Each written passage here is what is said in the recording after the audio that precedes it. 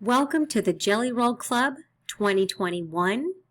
This year our feature project is the double wedding ring quilt. I will be teaching you two different methods, but for now we're going to start with the quick curve ruler method, which is our first method. Here's some information about what you need for this project. First, the project that we are working on finishes 57 by 76. I will provide extended sizes for those of you who want to make them in a different size. But for your basic quilt, which is a lap size, 57 by 76, you need one jelly roll or 36 strips, which are 2.5 inches by 42 inches. You need 5 yards of background fabric, and a 1/2 yard each of 2 different fabrics for corners. The background fabrics should contrast or highlight the colors in your jelly roll strip, so we are going to be talking about that in depth in class. So let me start by just showing you an idea gallery, and this will help you to visualize what it is that the finished product might look like. Here are 2 different quilts in which they used a black or very dark background. If you have lighter color strips or strips that maybe would like to sparkle against a backdrop that's pretty dark, I think this is a great way to use them. In this case, on the left, the jelly roll strips were sewn into sets that were of the same or similar color, and then the quilter laid them out in a graduated pattern from warm to cool. You can also lay them in a scrappy layout, just as it is on the right. So in this case, they used mainly oranges as their feature color and yellow, along with a few jelly roll strips that matched that color scheme. In these 2 examples, one had lighter strips that were more monochromatic, so mainly blues and whites, with a tiny bit of red on a navy background. And they used 2 different shades of blue for the setting squares that were different from their background.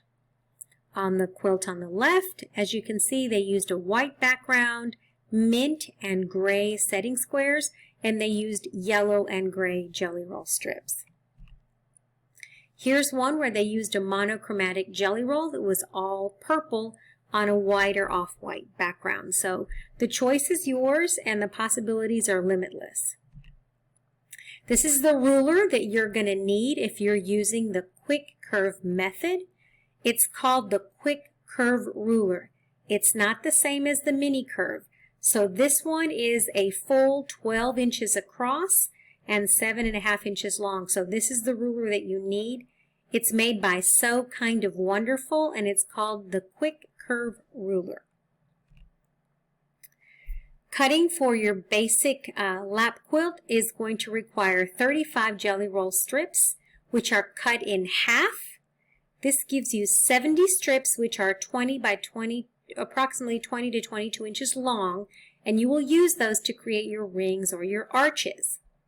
Out of your background fabric for each block, you will need 1 square that's 9 by 9, cut on the diagonal, and 2 rectangles that are 2 3/4 inches by 10 inches.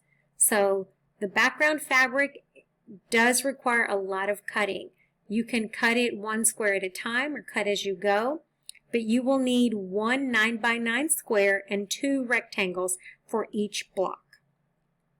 Last, you're going to need 1 4.5 inch square cut on the diagonal, so you need 24 squares from each fabric for a total of 48 setting squares.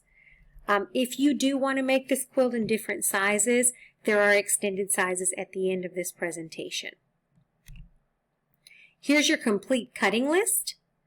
For your jelly roll strips of a regular size, you will need to cut those 35 strips. You will need to cut them in half for a total of 70 half strips.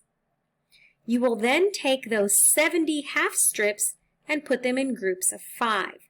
This will give you 14 strip sets, which will be used to cut 96 arches. So I'm going to say that again. You will use those 35 strips, jelly roll strips, which are 2.5 inches by 40 inches, You'll cut them in half, so you'll make them 20 inches long. Then you'll put them in groups of 5. You will put those 5 Jelly Roll strips together to make 14 strip sets. And we're going to talk about that in just a minute. Background fabric, you will need to cut 9 by 9 squares diagonally for a total of 48 triangles, known as outer L. And then you will cut 96 rectangles, which are 2 3/4 by 10. And these are used for inside the arches. Now I'm going to stop right here because the most important thing for you to do is not to cut everything out at one time. In this particular case, I want you to get familiar with making 1 or 2 squares before you cut out all of your fabric, because if you get it wrong at any step, you can waste a lot of fabric, and we don't want to do that. Your setting triangles are 4.5 inches, and you will need 1 of those for each square. So you will have 24 squares from color A and 24 squares from color B. The layout of the basic quilt is 57 by 76. It does require 48 of these finished blocks. Now, I'm going to show you a few things on here. This is your pieced arch. So each of those blocks will have 1 pieced arch on either side, 1 L block out here, an outer block, and 2 inner pieces, and then 2 halves of that 4.5 inch square that's been cut on the diagonal. So the basic finished quilt has 48 blocks, and that's what they look like when you set them together.